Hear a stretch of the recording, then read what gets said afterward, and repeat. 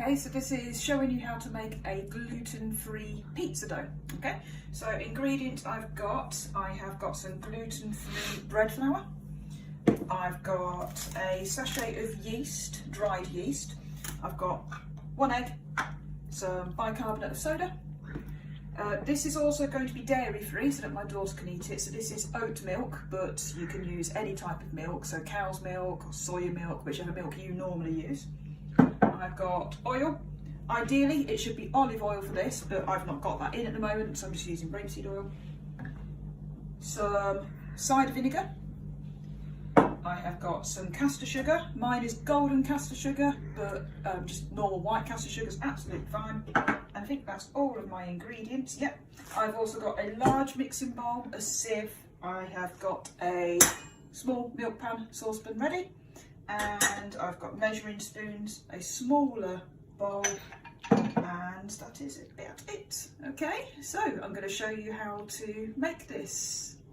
Okay, so our first step is we need our milk.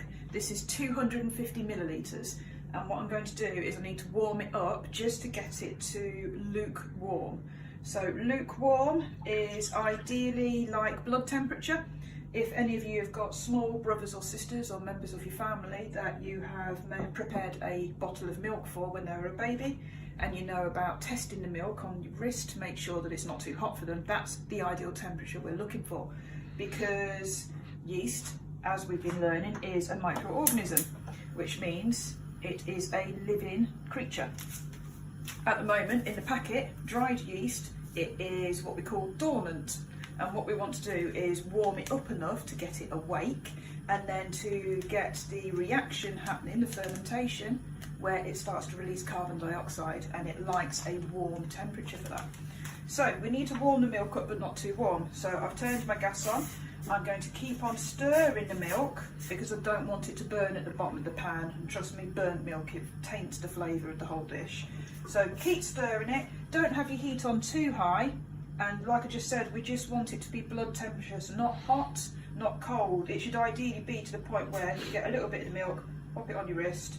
You shouldn't really be able to feel heat or cold there. Okay, so I will bring you back once we've got my milk ready. Okay, so my milk is now lukewarm. So what I'm going to do is I've got the measuring jug still that I used to originally measure my milk. Carefully pour it back into there. Okay. And I want to put about 50 millilitres of that milk into the small mixing bowl. Try and use a glass one or a ceramic one if you can. Try not to use metal. For some reason, yeast does not like metal, and you will find you'll get a better reaction, better fermentation process if you don't use metal. Okay, so this just needs to be a rough 50 mils of the milk. So don't worry if you go slightly over. There we go, that should do. Right, so what I also need in here is the yeast is going to go in, and we want to feed the yeast. And as Year 9 have been learning, yeast really likes sugar, so there's no better food to put in there than some sugar. We want 2½ teaspoons. So that's my half. Turn this round, there's my teaspoon. There we go. Just going to give that a really quick stir.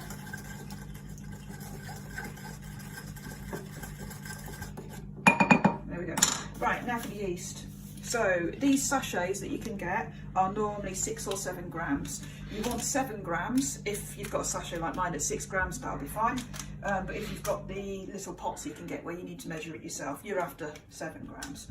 So cut that open. So this yeast is, let me just show you, it's dried yeast. There it is. It's in a dormant state, so it's not doing anything at all at the moment. So we're going to warm it up a little bit in our lukewarm milk. And obviously we're feeding it as well with the sugar that's in there. Okay, so I'm just going to give it a quick stir. Don't worry if you've got bits of yeast around the edge of the bowl, just get most of it into milk. Now what I'm going to do is I'm going to leave that for probably about 5 minutes until I know that yeast has woken up and it is starting to ferment slightly and eating the sugar. And how I'm going to know it's doing that is it's going to start releasing carbon dioxide, so there's going to be quite a lot of bubbles in there. Okay, so I will see you again once this has started to ferment. Right, so it's been 4 or 5 minutes and we can see these little bubbles now. Okay, so we can see that the yeast has started to wake back up. It's starting to produce carbon dioxide. So we're not after like ferocious bubbles like it's boiling away or anything like that. We just want a few bubbles like this, some signs of life, so we can see that the yeast has reawoken. Okay, so I'm going to start getting my flour ready now. Let me just move the yeast here a moment. Right, so 400 grams of gluten-free bread flour. What I'm going to do is I'm going to sieve it into my large mixing bowl. So this is a mechanical raising agent because as it pushes through, it will mix with air. I just need to get a spoon, there it is, push it through. So not only are we getting rid of any large lumps in the flour, which shouldn't be there anyway really, we are also, as the flour falls from the bottom of the sieve into the bowl, it's mixing with air. So like I said, it's a mechanical raising agent. I'm also making a bit of a mess.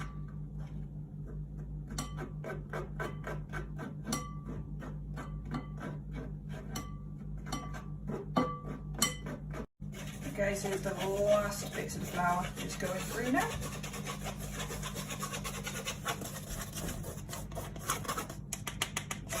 That's it. Right, that's the sieve done with.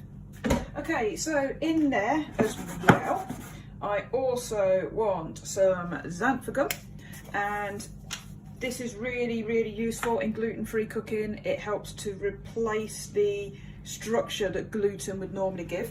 So for this I want 1 teaspoon, so I'm just going to use my half teaspoon side and put 2 in.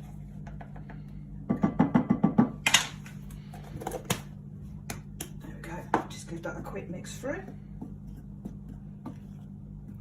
Right, next I'm going to make what's called a well in the middle of the flour. So get it all down and level, and then what I do is make a hole in the middle here. Right, into that I want 3 tablespoons of oil.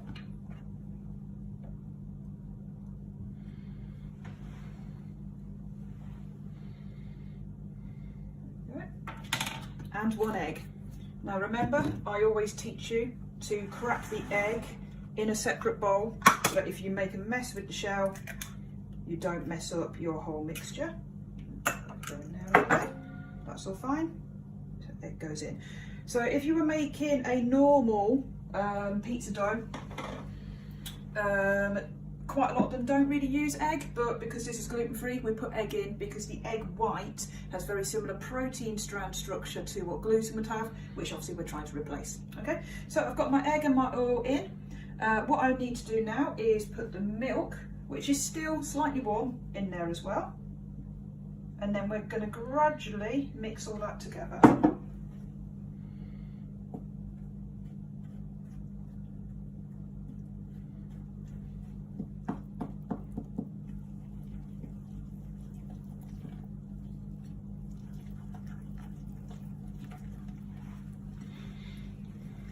Because it's a gluten-free dough, it may seem to be quite sticky, but don't worry about that.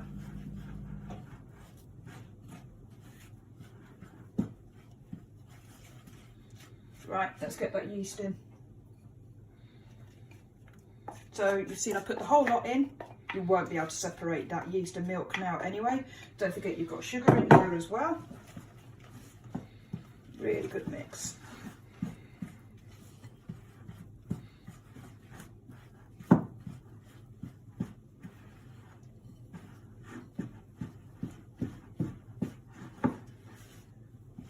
Right, I'm gonna now just use one hand just to start bringing that together a bit more.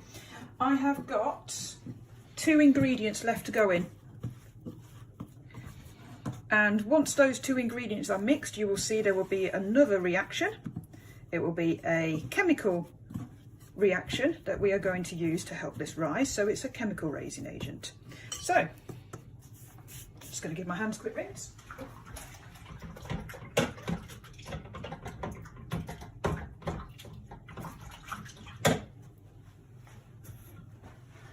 Okay, so what I need now is my bicarbonate of soda and cider vinegar.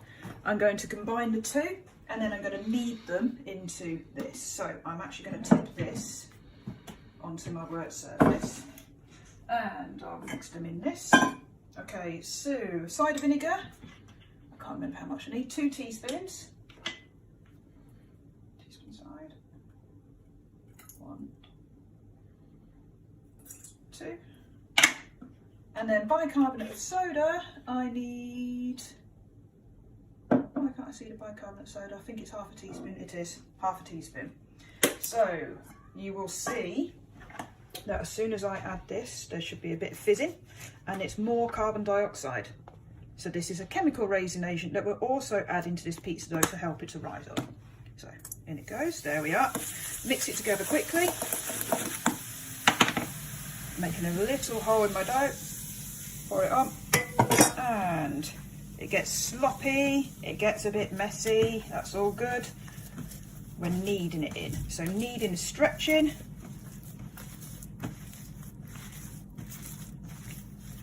The fizzing has now stopped, but that will have incorporated some more carbon dioxide in, so I don't need to knead it for long. So what I'm going to do now is that's going to go back into the bowl. In fact, before I put it in there, I'm just going to put a tiny bit of oil in the bowl. Move it around my hand because that will stop the dough sticking. That goes in there. And what I'm going to do is I'm going to put that in a warm place. So my radiators are actually on. So I'm going to pop it in front of my radiator in the kitchen. I'm going to cover this with a clean, slightly damp tea towel and I'm going to leave it for 1 hour. And during that hour, the yeast that is in there will start to ferment some more because it's eating the sugar that we've added to the mix. It will also start to eat any natural sugars that are inside the flour. So it will keep on fermenting and it will produce more carbon dioxide alongside what I've added with the bicarbonate of soda and cider vinegar mix, and that should rise up to hopefully double the size, and then I can use it to make my actual pizza dough. Okay, so I guess I'll see you in an hour and hopefully we'll have a decent pizza dough.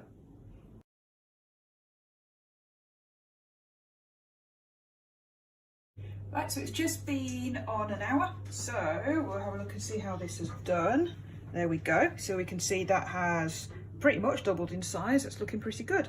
So there's enough here to do quite a few pizzas, and what you can do and what I'm going to do is I'm going to take what I need today and I'm going to put the rest into a bowl and put it in the freezer, and it'll be absolutely fine to use at a later date. Right, so I've got a bit of my gluten-free flour and I'm just going to spread it on my hand because this dough is quite sticky. I've also got some baking parchment ready and I've put my oven on to preheat. It's on hot, it's on 220 Celsius or gas mark 7. So I'm going to take what I want and can you see all that air in there? That's fantastic, all those air bubbles. So I'm just going to take what I need. I'm just going to roll it gently into a more ball type shape and I'm going to put it straight on the parchment. Now I do find, because this is gluten free, it does break apart really easy, so I'm not going to use a rolling pin because it will just sort of stick to it and break. I'm just going to use my hands to flatten it and coax it into that more pizza-like shape that I want. It feels quite warm where it's been sat next to the radiator.